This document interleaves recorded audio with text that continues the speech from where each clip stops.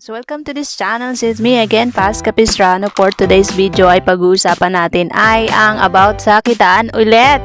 So kung bago ka lang dito sa aking channel, ayan, mag-subscribe ka na.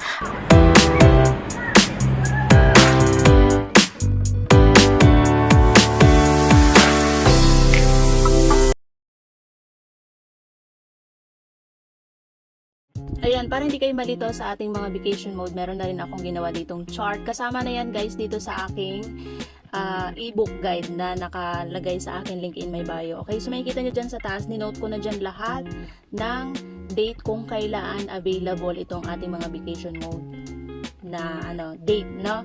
So nailagay ko na dyan sa every first of the month, nagre-reset po ang ating vacation mode, okay? So, sa loob ng isang buwan, meron tayong 7 days na vacation mode, okay? Katumbas ng 7 days is 168 hours, okay? Gamitin po natin ito sa tamang araw, okay? So meron na rin ako ditong nilagay na note na every first, second, and third days of the month, ayan, ang vacation mode on natin is unavailable, okay? So every fourth of the month, ayan, pwede na kayong mag-vacation mode ng start ng 4th of the month. Okay, so let's say March 4, April 4, June 4, mga ganon. And then every 15 of the month, ayan, araw yan ang ating evaluation ng ating mga shop. Okay, meron na rin ako ditong nilagay na date para sa mga small capital.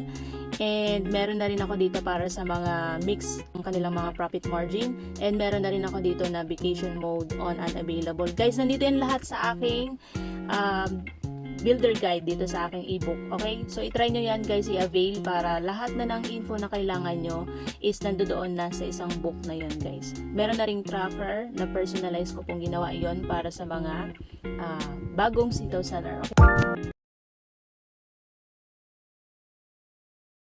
Welcome dito sa akin TikTok, and for today's video, gusto ko lang pag-usapan natin ay ang about dito sa vacation mode sa ating mga sitaw shop account. So, itong vacation mode, ayan, makikita nyo dyan sa taas, naka-turn on vacation mode ang aking note dito. So, ibig sabihin, kapag nakikita nyo nakalagay na turn on vacation mode, yung aking vacation mode is naka-off. Okay? Meaning, lahat ng mga products ko dito sa aking shop is naka-publish na. Okay? Huwag po tayong tumingin dito sa remaining times. Dito tayo titingin sa time left. Okay? So, yan yung mga hours na may iwan pa. Meron kayo updated sa inyong mga Sitaw Shop account. So guys, halimbawa nitong isang account dito sa aking Sitaw app, meron ditong account na naka-turn on vacation mode. So makikita nyo naka-note turn on vacation mode, and then meron pang 98 hours. Okay? So itong shop na ito, ibig sabihin is naka-publish pa yung mga product na ito. Okay? So para ma-check ninyo na naka-turn off yung vacation mode niya, okay?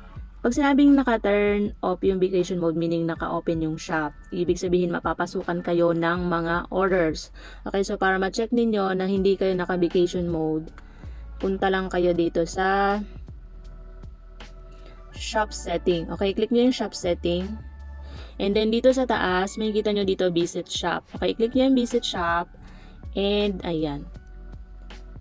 Puntahan nyo lang itong all products. Okay, so dito sa all products, lahat ng mga products mo sa shop is nakapublish. Okay, so para ma-check natin na hindi na siya ma-publish, para hindi tayo mapasukan ng mga orders, ng mga maraming pending orders, ayan, balik lang kayo doon sa inyong products. Okay, click nyo yung products and then mag-vacation mode on kayo. Okay, kapag mag-vacation on kayo, okay, pipindutin nyo lang itong button. One time nyo lang pipindutin guys. Isang beses lang. And please confirm if you want to turn on vacation mode. Ibig sabihin gusto mong magbakasyon ang iyong shop. I-close mo na ang iyong shop pansamantala. Okay, and then confirm. Okay, and then yan. Once na na-confirm mo na yan, makikita mo na dito yung note is vacation mode off. So, ibig sabihin yan, nakabakasyon ang iyong shop, okay? And meron ka na lang 98 hours dito na maiiwan, okay? Gagamitin na natin yung 98 hours dito sa ating shop. So, para malaman mo na nakabakasyon na ang iyong shop, okay? Punta ka lang dito sa shop setting ulit. Visit shop. Ayan. So, kanina nakita nyo is meron tayong mga naka-display na products. Dito naman, wala na. So, ibig sabihin hindi ka na mapapasukan ng mga orders. Ibig sabihin nakabakasyon na ang iyong shop. Okay? So, I hope hindi kayo malito sa ating button na ito.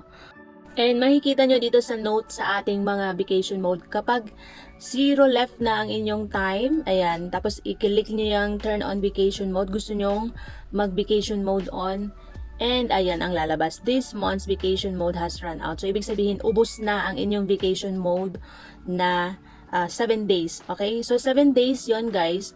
Huwag niyo pong kakalimutan, meron tayong 7 days vacation mode. Katumbas noon ay 168 hours. Okay? So, 168 hours yun. Gamitin nyo yon sa tamang araw para may pasa nyo yung evaluation. So, meron na akong nagawang video dyan kung paano nyo gagamitin yung vacation mode, kung kailan nyo pwedeng i-on yung vacation mode, para may pasa nyo yung first evaluation, especially kung meron kayong mga small capital, okay? So guys, panoorin nyo yung iba kong mga videos dito sa TikTok, marami po yan, makakakuha kayo ng mga ideas. Sa mga hindi pa sitaw seller, manood muna kayo ng mga videos, mag-do your own research muna kayo. Pwede nyong panoorin yung mga videos ko sa YouTube, meron ako doong playlist na may title, Sitaw Legit Check. Marami akong mga tutorial doon, pwede nyong panoorin doon sa YouTube.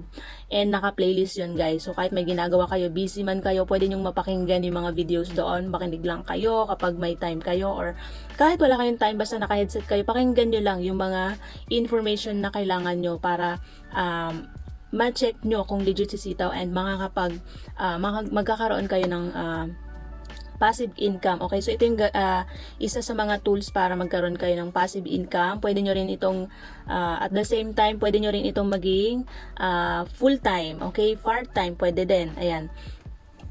So, since nakaabot ka sa dulo ng video na ito, gusto kong i-share sa iyo kung kailan mo dapat i-turn on ang inyong vacation mode, okay? So, unang-una, pwede nyo i-turn on ang inyong vacation mode sa date ng 10th of the month, okay? So, para matamaan nyo yung 15 of the month na evaluation, first evaluation ng ating mga Sitaw shop. Okay, so kung mag-start kayong mag-vacation mode on ng 10 of the month, let's say March 10, 11, 12, 13, 14, 15, 16, or pwede na kayo mag-off ng vacation mode on, so para ma-publish na yung mga product. Pero usually kapag 16th, marami talagang mga pending orders na papasok sa inyong mga shops. Okay, tested ko na yan kasi after ko mag-vacation mode on until ng 15th of the month, pagdating ng 16 talaga, dagsa yung mga orders, ano.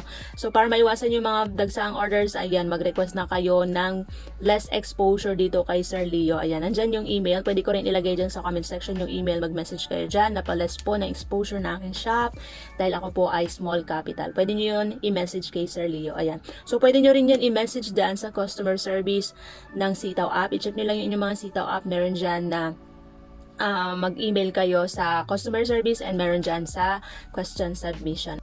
By the way guys, available na rin itong aking digital products dito sa aking link in my bio. Pwede nyong i-check yan. Nandyan na yung mga guides. Pwede na rin kayong, pwede nyong i-copy or i-download yung mga nilagay ko dito mismo sa loob ng digital products na ito. Be Your Own Boss Sitaw. Ayan, e-commerce, dropshipping, business, builder guide with tracker. Ayan, so meron akong personalized tracker na sinama na rin dito, and may mga freebies ako dyan na pwede nyong magamit, hindi lang about sa Sitaw. Marami pa kayong pwedeng matutunan about sa pagiging digital entrepreneur. Ayan. So, i-check nyo lang yan dito sa aking link in my bio. Nasa reasonable price po yan. So, kaya nilagyan ko yan ng price para maging valuable po sa inyo yung product na ito. Ayan guys, maraming freebies yan na pwede nyong magamit. Ano? I-check nyo na lang dyan sa aking link in my bio. Ayan, I hope you like this video na rin. Thank you so much for watching.